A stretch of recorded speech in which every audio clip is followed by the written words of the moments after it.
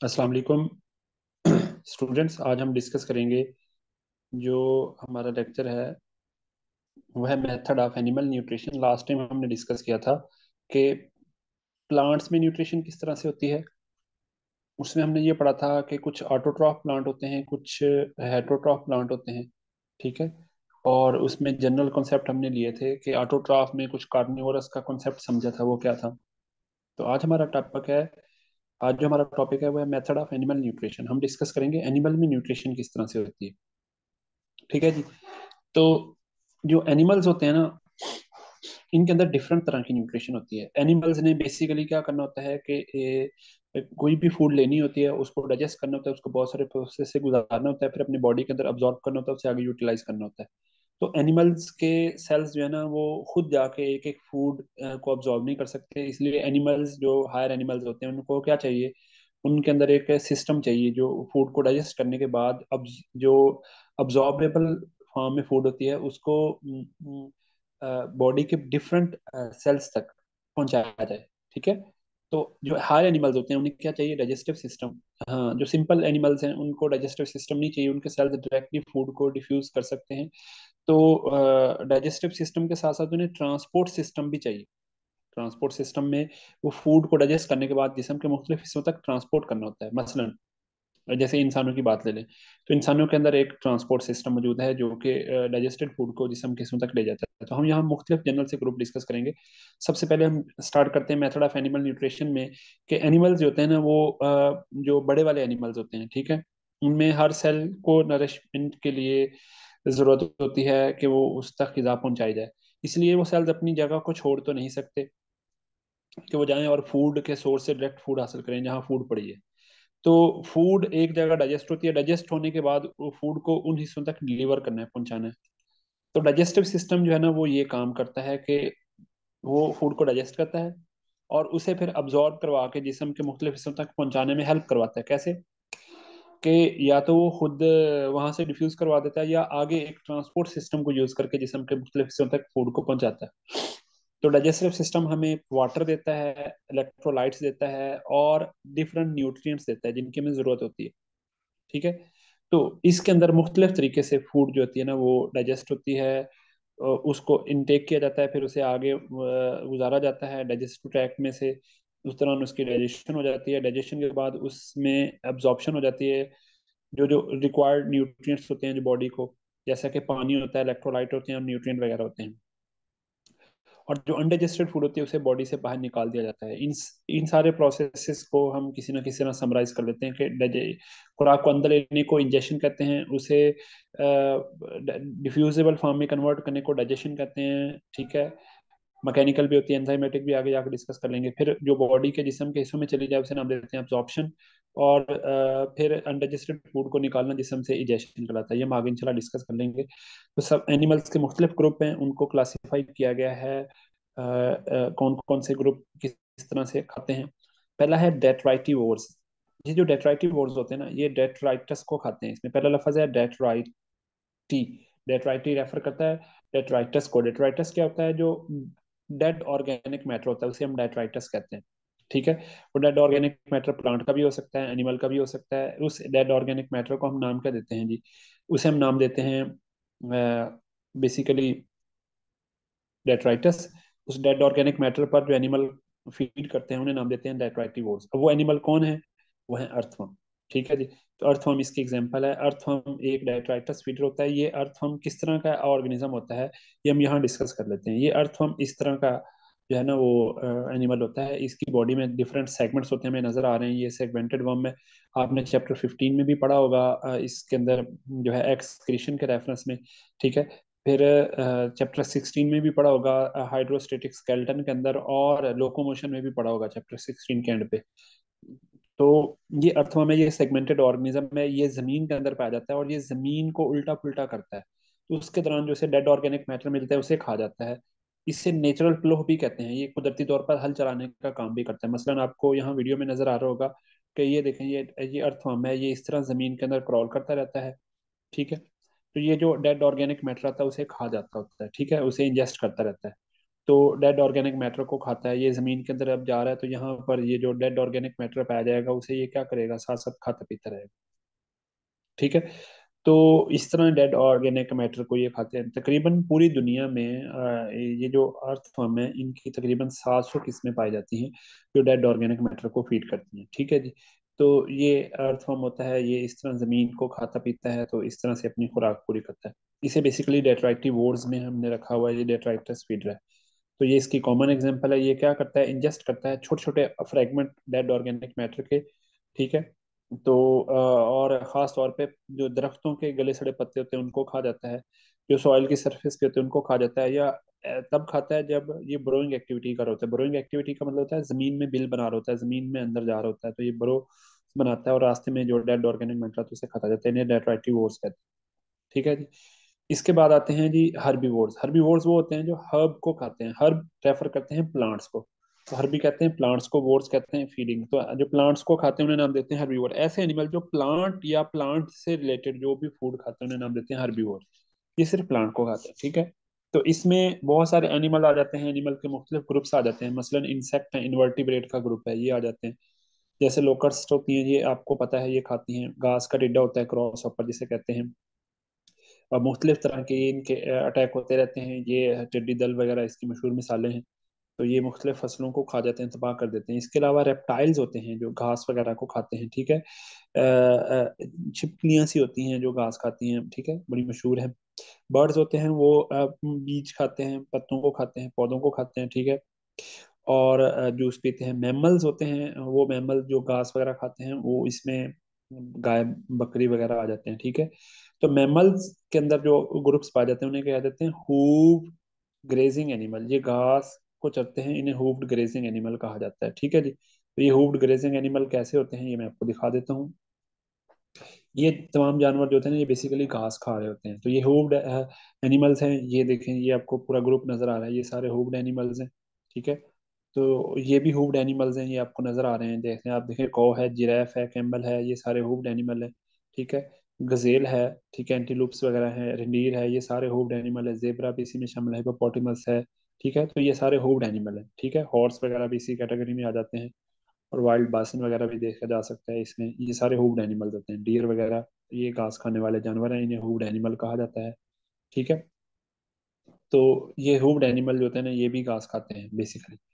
तो हर्बीवोर्स ऐसे एनिमल होते हैं जो बेसिकली प्लांट को खाते हैं, तो फीड ऑन प्लांट्स। ठीक है। इसकी एग्जांपल में हमारे पास ये आ गया, इंसेक्ट हैं, रेप्टाइल्स हैं, बर्ड्स हैं, मैमल्स हैं। इसके दो बड़े इंपॉर्टेंट ग्रुप हैं मैमल्स के। एक हैं रोडेंट्स। रोडेंट्स जो चीज़ों को कुतर कुतर कर खाते हैं, जैसे कि खरगोश वगैरह, रैबिट्स आ जाते हैं। ठीक है, गुलारी वगैरह आ जाते हैं। और दूसरे हैं उंगुलेट्स।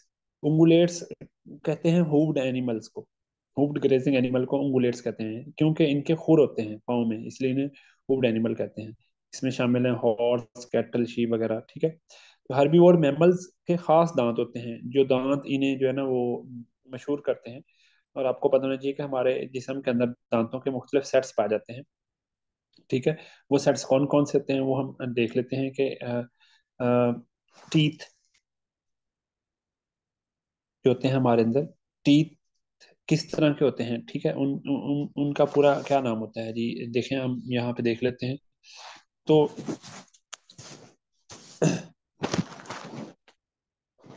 जो हमारे सामने वाले दांत होते हैं इन्हें कहते हैं इंसाइजर। क्या कहते हैं, इंसाइजर। ठीक है। जैसे आप इस तस्वीर में देख सकते हैं। ठीक है। तो ये वाले जो सामने दांत होते हैं इन्हें कहते हैं इंसाइजर। इसके बाद जो आते हैं नोकीले दांत, जो चीजों को काटने का काम करते हैं, इन्हें नाम देते हैं कैनाइन। उसके बाद आते हैं प्री मोलर, और एंड पे आते हैं मोलर। इस तरह ऊपर यहाँ से लेके इस तरफ भी ऐसे हैं, और यहाँ से लेके इस तरफ भी ऐसे हैं। इस तरह नीचे भी यहाँ से यहाँ तक ऐसे हैं, और यहाँ से यहाँ तक ऐसे हैं। ये सारे दांत ऐसे होते हैं, इन हर एक का काम मुख्तलिफ होता है। तो उसने रेफर किया हुआ है आई फॉर इंसाइजर। ठीक है। तो आप इस तस्वीर में देख सकते हैं कि आई फॉर इंसाइजर, ये चारों दांत हमारे पहले इंसाइजर होते हैं। ठीक है। उसके बाद ये वाला कनाइन होता है, ये वाला भी कनाइन होता है। इसके बाद ये दो प्री मोलर आते हैं, प्री मोलर। ठीक है। और इसके बाद एंड पे मोलर आते हैं। इंसाइजर होते हैं चीजों को काटने का काम करते हैं। ठीक है। कैनाइन होते हैं ये कैप्चर करने का काम करते हैं, पकड़ने का। प्री मोलर और जो मोलर होते हैं ना, ये चीजों को क्रश करने का काम करते हैं, काटने का काम करते हैं। अब देखें, जो इंसाइजर होते हैं ये शार्प होते हैं, काटने का काम करते हैं। ये नोकीले होते हैं, कैप्चर करने का काम करते हैं। ये थोड़े चौड़े होते हैं, ये ज्यादा चौड़े होते हैं। ठीक है। तो ये मुख्तलिफ दांत होते हैं और इनका फंक्शन भी इसी हिसाब से रखा जाता है, ठीक है ना जी। इंसाइजर, कैनाइन, प्री मोलर और मोलर, ये दांतों का सेट होता है, ठीक है। अब जो हर्बीवोर्स होते हैं ना, उनमें आमतौर पर अपर वाले इंसाइजर नहीं होते, खास तौर पे जो मैमल्स की बात हो रही है। तो देखिए बर्ड्स में तो टीथ होते ही नहीं है। कुछ पुराने बर्ड्स हुआ करते थे उनमें टीथ भी होते थे, जितने अर्लीस्ट बर्ड्स थे तो उनकी बीक के अंदर टीथ होते थे। अब ये जो बर्ड्स हैं इनमें, जो हर्बीवोर बर्ड्स होते हैं इनमें तो टीथ नहीं होते, इंसेक्ट्स में तो वैसे नहीं होते, इनमें तो मैंडिबल होते हैं, ठीक है। तो जो मैमल्स की बात हो रही है उसमें अपर इंसाइजर नहीं होते, कैनाइन भी मिसिंग होते हैं, और प्रीमोलर और मोलर ये होते हैं लेकिन यहाँ कम चौड़े हैं, तो इनके प्रीमोलर मोलर काफी ज्यादा चौड़े होते हैं, ठीक है। तो उसने ये लिखा है कि जो हर्बीवोर मैमल्स होते हैं इनके molar and pre molar have large grinding surface, ये चीजों को पीसने के लिए बहुत बड़ा सरफेस एरिया रखते हैं, ठीक है। तो ये काफी चौड़े होते हैं, और इनके बहुत बड़ा गैप होता है किसके दरमियान, इंसाइजर और प्री मोलर के दरमियान। क्यों? क्योंकि इनके कैनाइन मिसिंग है। ये बात हो रही है लोअर सेट के लिए, कि लोअर में इंसाइजर है, उसके बाद कैनाइन नहीं है, फिर कौन आते हैं, प्री मोलर। तो इंसाइजर और कैनाइन, प्री मोलर के दरमियान बहुत बड़ा गैप है क्योंकि कैनाइंस नहीं होते। अब मैं दोबारा आपको दिखाता हूँ। जो इनके लोअर वाले होते हैं, ये तो आम इंसानों के देखे जा रहे हैं, इनके लोअर वालों में कैनाइन, ये इंसाइजर होते हैं लोअर जबड़े में, ठीक है। ये कैनाइन नहीं होता, यहाँ इतना बड़ा गैप आता है, फिर इसके बाद यहाँ प्रीमोलर आते हैं और मोलर आते हैं। ऊपर वाले तो इनके अपर इंसाइजर ही नहीं होते, ठीक है। तो canines are missing in grazing and browsing animals, जो घास वगैरह खाते हैं, deer, sheep, there is no upper incisor, इनमें ऊपर वाले इंसाइजर भी नहीं होते, ठीक है। हमें मिसाल के तौर पे आपसे पूछ लेता हूँ, एक भैंस है वो गिरी है मुंह के बल, तो बताएं उसके अपर वाले इंसाइजर टूट जाएंगे या बच जाएंगे? उसका मुंह टूट गया है। तो आप कॉमन सेंस की बात याद रखिएगा कि जब मैंने आपसे कहा उसके अपर इंसाइजर बच जाएंगे टूट जाएंगे, आपने कहना सर वो तो होते ही नहीं है, ठीक है। तो ये हर्बीवोर्स के बारे में था। इसके बाद चलते हैं कार्निवोर। कार्निवोर वो होते हैं जो एनिमल्स को खाते हैं, जो मीट खाते हैं उन्हें कार्निवोर कहा जाता है। तो animal that feed on other animals are called as carnivore. आमतौर पर इन्हें प्रीडेटर्स कहा जाता है। इन इन इनमें देखेंगे क्योंकि इन्होंने दूसरे एनिमल को पकड़ना होता है, इसलिए कैप्चर करना होता है, इसलिए इनके कैनाइन बड़े होते हैं, नोकीले होते हैं, ठीक है। इनके कैनाइन क्या होते हैं, बहुत ज्यादा नोकीले होते हैं। ये वाले जो कैनाइन है शेर के देखें नोकीले होते हैं, बाहर कोबरे होते हैं, ठीक है। तो ये कैनाइन, और ये बड़े बड़े इनके कैनाइन होते हैं, और ये क्या करते हैं, कैचिंग, पकड़ते का काम करते हैं, टीरिंग, चीर, उसको चीरने का काम करते हैं शिकार को। और इंसाइजर इनमें बड़े तेज होते हैं, शार्प होते हैं, जो गोश्त को काट लेते हैं। प्रीमोलर मोलर बड़े मजबूत होते हैं, और ये तो चीजों को जो है ना उनकी हड्डियों को क्रैक करने का काम करते हैं। शेर के बड़े मजबूत होते हैं। तो इंसाइजर, प्रीमोलर, मोलर इनके अडॉप्टेड होते हैं किस चीज के लिए, कटिंग द फ्लैश, गोश्त को काटने के लिए, क्रैकिंग द बोन्स, बोन्स को तोड़ने के लिए, reducing the chunk to size suitable for swallowing, और उस खुराक को इतने छोटे टुकड़े में कन्वर्ट कर लेते हैं जिससे वो निकल सकते हैं। इसकी मिसालें कैट्स, बिल्ली, डॉग्स, कुत्ता। अब डॉग बेसिकली हर चीज खा लेता है, आपके घर में रोटी भी खा लेगा, दूध भी पी लेगा, बाजू का फल भी खा लेता है, बिस्किट भी खा लेता है, ठीक है। वो गोश्त भी खा लेता है, शौक से गोश्त खाता है, लेकिन अब आपने याद रखना है ये कार्निवोर कैसे है। असल में ये जो क्लासिफिकेशन है ये खाने पीने के हवाले से कम है। कार्निवोर की क्लासिफिकेशन ये इनके टीथ पैटर्न की वजह से ज्यादा है, डेंटेशन की वजह से इनकी ज्यादा है, क्योंकि इनका टीथ पैटर्न इस तरह से होता है कि जो इन्हें कार्निवोर के ग्रुप में रखता है। तो लाइंस है, ठीक है। और शेर, टाइगर्स वगैरह, ये सारे बहुत बड़ी मिसालें हैं, मशहूर मिसालें हैं कार्निवोर की। और उसने कहा है कि जो शिकार शेर होते हैं वो अगर हिरन को खाते हैं तो शेर उसमें शिकारी है, प्रीडेटर है, और जिसको खाया जा रहा है वो प्रे है। तो ये इन दोनों का आपस में रिलेशन बड़ा इंपॉर्टेंट होता है। प्रीडेटर इज एन एनिमल, ये एक वो जानवर है विच कैप्चर, जो पकड़ता है, रेयरली किल, और फौरन मार देता है उस एनिमल को अपनी खुराक के लिए, ठीक है। इसे हम नाम देते हैं कि ये जो है ना, ये प्रीडेटर हो गया, ठीक है। और एनिमल जो खाया जा रहा है वो इसके मुकाबले में क्या है, that is called as prey. उसे हम नाम क्या देंगे, प्रे, ठीक है। प्रे और प्रीडेटर का आपस में इंटरेक्शन इतना जरूरी है कि इनके इंटरेक्शन से इकोसिस्टम बैलेंस में रहता है। मसलन आपको यहाँ पर दिखाया गया है कि आप गौर से देखें कि जो प्रीडेटर है अगर वो ज्यादा हो जाए, शेर ज्यादा हो जाए तो सारे हिरन को खा जाएंगे, हिरन ही एक्सटिंक्ट हो जाएंगे, अल्टीमेटली इससे शेर को नुकसान होगा, शेर भी खत्म हो जाएंगे, ठीक है। इसी तरह अगर शेर नहीं है मिसाल के तौर, तो हिरन बहुत ज्यादा हो जाएंगे, इतने ज्यादा हो जाएंगे कि वो सारी घास खा जाएंगी, घास नहीं उग पाएगी, घास रिसाइकल नहीं हो पाएगी। तो ये भी एक नुकसान। समझ आ रही बात की? तो प्रीडेटर और प्रे दोनों का आपस में बैलेंस होना बहुत जरूरी है। तो इन दोनों का इंटरेक्शन इकोसिस्टम को स्टेबल रखने की कोशिश करता है, मेंटेन करता है। तो इसी तरह उसने कहा species in an area without its natural predator, एक स्पीशी जिसका कोई शिकारी ना हो, वो उस इकोसिस्टम को डिजास्ट्रस तबाहकुन नताए देती है। मसलन उसने मिसाल दिया introduction of rabbit to Australia. Australia में खरगोश नहीं होते थे, उन्होंने खरगोश इंट्रोड्यूस करवाए। तो इतने ज्यादा खरगोश हुए, उन्होंने फसलें तबाह करना शुरू कर दी। और फिर बाद में उन्होंने देखा कि एक्चुअली खरगोश तो ज्यादा होने ही है, क्योंकि उनके प्रीडेटर नहीं है। तो without the predator multiplied to enormous number and proved menace to the farmer, किसानों के लिए बहुत बड़ा मसला साबित हुए और उनकी फसलों को तबाह कर दिया। तो बाद में उन्होंने उसके जो है ना प्रीडेटर भी इंट्रोड्यूस करवाया, तो इस तरह बैलेंस होता है। ओमनीवोर्स वो जानवर होते हैं जो हर चीज खा लेते हैं। ठीक है। खास तौर पे इनको, अगर मैमल है तो इनको टीथ की बेस पे क्लासीफाई किया जाता है, बाकी इसमें बर्ड्स भी आ जाते हैं, जैसे कौवा है वो हर चीज खा लेता है। एनिमल जो प्लांट और एनिमल दोनों को खाते हैं उन्हें नाम देते हैं ओमनीवोर। अब ये ना समझिएगा जो चपेड़े खा लेता है वो भी ओमनीवोर में शामिल है। Example of omnivores are crow, इसमें शामिल है क्रो। क्रो तो देखे होगा, थर्स्टी क्रो, कौवा। रैट, अब आपने देखा है, ठीक है, अच्छी बात है। और रेड फॉक्स, बियर, ठीक है, भालू। और पिग्स, सुअर। और इंसान आमतौर पे ये ओमनीवर्स में शामिल होते हैं। तो जो ओमनीवोर्स होते हैं इनके टीथ सारे ही होते हैं, इंसाइजर भी होते हैं, कैनाइन भी होते हैं, मोलर प्री मोलर, लेकिन सारे ही नॉर्मल साइज के होते हैं। ठीक है, और ये इसलिए होते हैं कि ताकि ये हर तरह की चीज खा सकें। They have teeth structurally and functionally intermediate between extremes of. तो जो ऊपर हमने पढ़े हैं ओमनीवोर्स और हर्बीवोर्स, उन दोनों ओमनीवोर हर्बीवोर्स और कार्निवोर्स, उन दोनों के बिटवीन इनके टीथ होते हैं। इसमें लिखा है the teeth structurally and functionally intermediate, दरमियान में होते हैं। ठीक है ना, बिटवीन द एक्सट्रीम, जो हमने दो ऊपर कंडीशन पढ़ी है, एक घास खा रहा है तो एक तरफ एक क्या है। अब इंसान बेशक वो खाना छोड़ दे, वेजिटेशन वेजिटेरियन ही क्यों ना बन जाए, ठीक है, तो उसके टीथ तो वही रहेंगे। एक्चुअली उसकी टीथ की वजह से उसे ओमनीवोर ही कहा जाएगा। अ, अब वो नहीं खा रहा है, ये उसकी अपनी हैबिट है, लेकिन उसके टीथ इस तरह से बने हैं कि वो हर चीज खा सकता है। तो अब नेक्स्ट आते हैं जी, फिल्टर फीडर। फिल्टर फीडर वो होते हैं जो चीज़ों को फिल्टर करके खाते हैं। मसलन पानी लिया, उसको फिल्टर किया, फिल्टर करके खाने के बाद उसमें से पानी को फिल्टर करने के अंदर उसमें से जो खुराक थी उसको ट्रैप कर लिया और फिर उसे अपने डाइजेस्टिव सिस्टम में ले गया और जाके खाया और फिर उसे जिस्म का हिस्सा बनाया। फिल्टर फीडर क्या करते हैं, पानी को फिल्टर करते हैं, फिल्टर करके फीड करते हैं। पानी लिया, उसको फिल्टर किया, फिल्टर करने के बाद उसमें जो खुराक थी उसको ट्रैप कर लिया और पानी बाहर निकाल दिया और उस खुराक को आगे डाइजेस्टिव सिस्टम में भेजा और इस तरह से अपनी खुराक पूरी की। मैनी एक्वाटिक एनिमल, पानी में रहने वाले जानवर जो होते हैं वो वाटर को फिल्टर करते हैं और उसमें से जो पार्टिकल उसको डाइजेस्ट कर लेते हैं जो उनकी जरूरत के होते हैं। ठीक है। वेल बहुत बड़ा फिल्टर फीडर है। ठीक है, वो इतना ज्यादा पानी मुंह में भरता है और फिर बाकी को खा जाता है। उसमें जो फिशेज वगैरह जो होती हैं तो उनको पकड़ के खा जाता है। यहाँ पर जो आपकी बुक में डिस्कस की एग्जाम्पल वो है कॉमन मसल। ठीक है।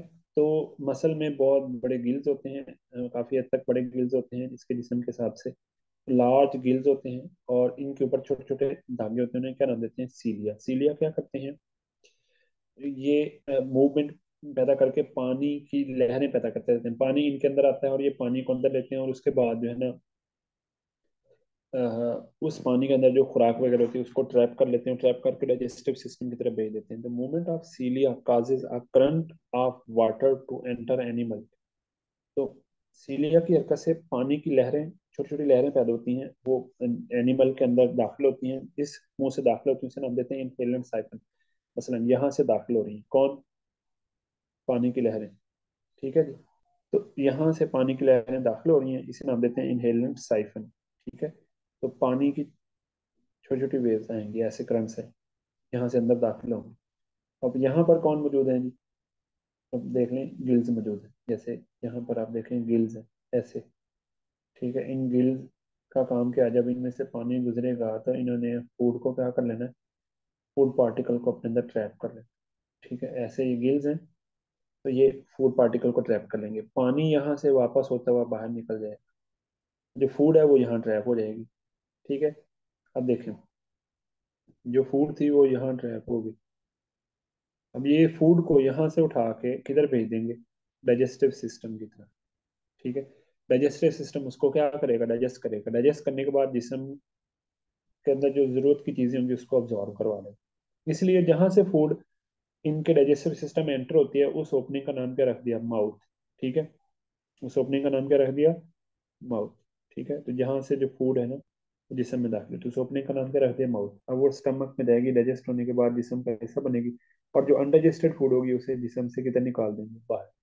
उस ओपनिंग का नाम क्या रख दिया, एनस। इनहेलेंट साइफन सिर्फ पानी को अंदर लेकर आता है, एक्सहेलेंट साइफन ये पानी को बाहर लेकर आता है।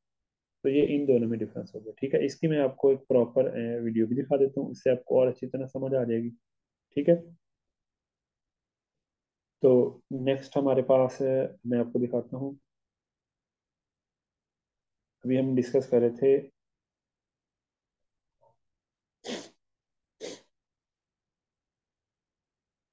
मसल। ये मसल है आपके सामने है, नजर आ रहा है, इसके दो हिस्से होते हैं, ढक्कन होते हैं, इनको हटाया जाता है, बाइवॉल्व भी कहा जाता है आमतौर पर। इसका सेल होता है अंदर, इसका जानदार होता है। ये जानदार कैसे फीडिंग करता है वो हम यहाँ देख लेते हैं। ठीक है जी, ये देखें, ये एक मसल है, आपको नजर आ रहा है। तो अब इसकी एनिमेशन में हम ये देखते हैं कि ये फूड को कैसे इनटेक करता है और खुराक कैसे खाता है।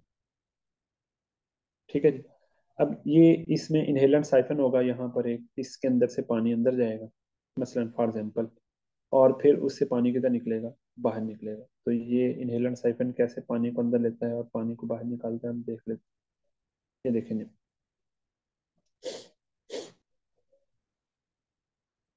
और ये पानी आया, साथ उसके न्यूट्रिएंट्स वगैरह होंगे। इसको इधर भी समझाने की कोशिश किया कि ये गिल्स हैं, ये पानी से फूड को ट्रैप कर लेता है, ये पानी जा रहा है। ठीक है, और ये यहाँ से बाहर निकल रहा है। ठीक है ना, तो ये जो फूड है वो पीछे ट्रैप होगी। ठीक है, इसको हम थोड़ा सा और साइड व्यू से आप देख लेते हैं, यहाँ से पानी अंदर जा रहा है और वहां से क्या हो रहा है, बाहर निकल रहा है। तो इस तरह से ये लगातार काम करता रहता है। ये अंदर ऑर्गेनिज्म है। ठीक है, तो ये काम करता है कि ये लगातार पानी को लेता है। ठीक है, ये पानी आया, इस गिल्स पर जाकर लगा, गिल्स पर सीलिया थे, म्यूकस था, उसने फूड को अपने साथ ट्रैप कर लिया, और जो जिस चीज की जरूरत नहीं होती है उसे फिर यहाँ से बाहर निकाल देते हैं। तो ये इनहेलेंट साइफन हो गया, और ये क्या हो गया, एक्सेलेंट साइफन। ठीक है, बाकी जो खुराक है वो इस डाइजेस्टिव सिस्टम में चली जाती है, ये माउथ है, यहाँ से डाइजेस्टिव सिस्टम में चली जाती है। और डाइजेशन के बाद वो जो अनडाइजेस्टेड फूड होती है उसे यहाँ से, ये एनएस है, यहाँ से इधर निकाल दिया जाता है बाहर। ठीक है, तो ये एनएस है, ये वर्ड्स देखिए ऊपर की तरफ। ठीक है ना, तो ये इस तरह से होता है इनमें। यहाँ से पानी आया, और ये माउथ है, यहाँ से जो फूड चली गई किसके अंदर, डाइजेस्टिव सिस्टम के अंदर। ये माउथ है, वर्ड्स देख रहे हैं, पीछे डाइजेस्टिव सिस्टम है। ठीक है, तो अब ये माउथ है, ये ऊपर स्टमक बना हुआ है, ये स्टमक है जो स्वेलन पार्ट है। फूड यहाँ पर गई, जो जरूरत की चीज़ थी वो डाइजेस्ट हुई।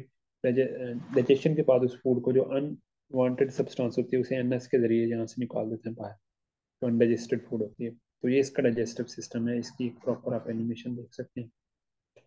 ठीक है जी, तो मुख्तलिफ एंगल से दिखाया हुआ है, आप खुद भी एनिमेशन तलाश करके आप इसको अंडरस्टैंड कर सकते हैं। इस तरह से जो है ना मसल जी, वो अपने अंदर फीडिंग करते हैं। ठीक है, तो नेक्स्ट हम चलते हैं जी, इसके थ्योरी को पढ़ लेते हैं। The movement of सीलिया causes current of water to enter the animal via inhalant siphon। पानी inhalant siphon से अंदर दाखिल होता है। the water which enter the inhalant siphon contain food। इसमें फूड होती है, कौन कौन सी, छोटे छोटे एल्गी होते हैं, प्रोटोजा होते हैं, ये उनको ट्रैप कर लेते हैं। कैसे, इनके गिल्स के ऊपर कुछ सेक्रेटरी सेल्स होते हैं। ठीक है ना, वो क्या प्रोड्यूस करते हैं, स्टिकी म्यूकस पैदा करते हैं, जो उस फूड को अपने साथ चिपका लेता है, एंटेगल कर लेता है। जो ट्रैप्ड फूड होती है पार्टिकल, वो फिर स्वेप्ट, उनको भेज दिया जाता है टुवर्ड द माउथ, मुंह की तरफ। ठीक है, उन्हीं सीलियो की मदद से जिन्होंने वाटर को भी मूव करवाया था। इसमें वेल्स भी शामिल है, वेल बहुत बड़ा मुंह खोलती है और पानी को फिल्टर कर लेती है, ये फिल्टर फीडर है। उसके बाद आ जाते हैं फ्लूइड फीडर। ठीक है, तो फ्लूइड फीडर कौन होते हैं, जो फ्लूइड को खाते हैं, फ्लूइड को एज ए खुराक इस्तेमाल करते हैं। ये जैसे आपको सारी डायग्राम नजर आ रही है, ये सारे फ्लूइड फीडर। ठीक है ना, मच्छर है, और ये हमिंग बर्ड है, ये जूस पीता है। ठीक है ना, तो मच्छर किस तरह से फ्लूइड फीडर है, ये मैं आपको दिखा देता हूँ। एक एफिड मक्खी है, वो भी फ्लूइड फीडर है। शहद की मक्खी है, वो भी क्या करती है, फ्लूइड को फीड करती है, नेक्टर पीती है, जूस पीती है। अगर आप प्लेट में चीनी का लिक्विड बना के फेंक दें तो शहद की मक्खी आ जाएगी, और गौर से ऑब्जर्व कीजिएगा, आप उससे हाथ में लगाइएगा, वैसे आप छेड़ेंगे तो आपको डंक मारेगी, वैसे डंक नहीं मारती। तो वो जो है ना वो वहां पे एक अपने मुंह से बारीक सी ट्यूब निकालती है और फिर उसको पीना शुरू कर देती है। ठीक है। अब ये मच्छर आ रहा है। ठीक है, तो ये मच्छर आया हमारी स्किन पर बैठा, इसने अपना डंक मारना है और हमारी स्किन के अंदर अपनी ट्यूब दाखिल करेगा, और ये डायरेक्ट जो है ना वो बनी बनाई खुराक हमारे खून के अंदर जो होती है उसको खा जाएगा। ये देखें खुराक को खा रहे हैं यहाँ। ठीक है, जब ये खुराक खाता है तो आपको पता होना चाहिए, साथ सलाइवा पैदा करता है, वो सलाइवा इसके मुंह से पैदा हो जाता है मच्छर के, ताकि खून जमे ना, उसमें एंटी कोगुलेंट होता है और ये खून को मजे से पी सके। बाद औक़ात इसके सलाइवा के अंदर जो है ना वो एक पैरासाइट भी आ जाता है, प्लाज्मोडियम, तो जो हमारे अंदर आकर डिजीज का सकता है, वो हम चैप्टर 7 में ही डिस्कस कर चुके थे मलेरिया के लाइफ साइकिल में। तो यहाँ पर आप इसको एज ए फ्लूइड फीडर समझ रहे हैं। ठीक है, तो ये जो फ्लूइड फीडर के तौर पे यहाँ से मजे मजे की अपनी खुराक इस्तेमाल कर लेते हैं, इस तरह ये फ्लूइड फीडर के तौर पे काम। ठीक है। ओके जी। तो नेक्स्ट चलते हैं हम। फ्लूइड फीडर जो होते हैं ना, when food is ingested in the liquid form, जब एनिमल लिक्विड फॉर्म में फूड को इंजेस्ट करे, they are they are classed as fluid feeder, animal को फ्लूइड फीडर कहा जाता है। इसकी बड़ी मिसाल एग्जांपल एफिड है, ये पौधों के ऊपर अटैक करती है और उनके अंदर अपनी डंक मार के वहां से जूस पीती है फ्लोएम के अंदर से। ठीक है, मॉस्कीटो है। ठीक है, ये भी आपने देख लिया एग्जांपल में, एफिड आपने चैप्टर 1 में पढ़ा हुआ है, ये वॉलनट ट्री पे अटैक करती है। एफिड सक करती है फ्लोएम जूस को ग्रीन स्टेम से अपनी एक बड़ी इंसर्ट करते हुए डेलिकेट नरम सी स्टाइलेक्स ट्यूब। ठीक है, और फीमेल मॉस्कीटो क्या करते हैं, फीमेल मॉस्कीटो है, मेल मॉस्कीटो नहीं, क्योंकि फीमेल का काम वैसे ही खून चूसना होता है, तो आमतौर पे फीमेल मॉस्कीटो इसलिए खून चूसती है क्योंकि उसने अंडे देने होते हैं, उसे बहुत ज्यादा एनर्जी की जरूरत होती है। तो female mosquito is also fluid feeder because it suck the blood from the skin capillary by piercing the skin with the help of tubular mouth part। इसका एक ट्यूबुलर माउथ पार्ट होता है, उसकी मदद से हमारी स्किन को काटती है और उससे खुराक हासिल करती है, इसलिए इसे नाम देते हैं फ्लूइड फीडर। ठीक है, इसके बाद आते हैं मैक्रोफेगस फीडर। मैक्रोफेगस फीडर वो एनिमल होते हैं जो खुराक खाते हैं बिल्कुल, लेकिन उसके बड़े बड़े टुकड़ों को ही खा जाते हैं, एज इट इज टुकड़ा बनाया है उसको खा गया, मजीद मुंह के अंदर उसको छोटे छोटे पीसेस में काटते नहीं है। ठीक है, बारीक उसे नहीं करते, पीसते नहीं है उसे, बस खा जाते हैं। ठीक है, तो इन्हें मैक्रोफेगस फीडर कहते हैं। तो एनिमल्स विच टेक फूड, ये फूड को लेते हैं अंदर in the form of large piece, बड़े पीस की शक्ल में, इसलिए नाम देते हैं मैक्रोफेगस फीडर।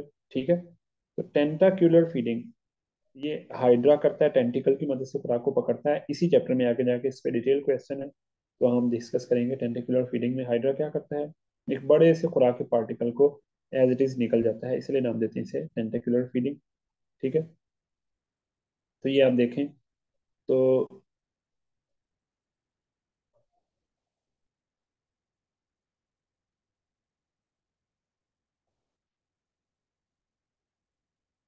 टेंटिकुलर फीडिंग हाइड्रा में होती है। स्क्रैपिंग टाइप की फीडिंग जो होती है ये पाई जाती है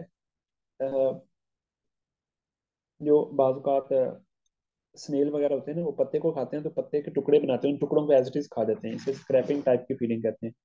सीजिंग प्रे, ये शिकार को पैरालाइज करके खा जाना, ये भी एक जो होता है वो बेहोश करके खा जाना, ये भी उसमें पूरे पूरे शिकार को अपने अंदर निकल जाना, ये भी एक मैक्रोफेगस फीडिंग होती है।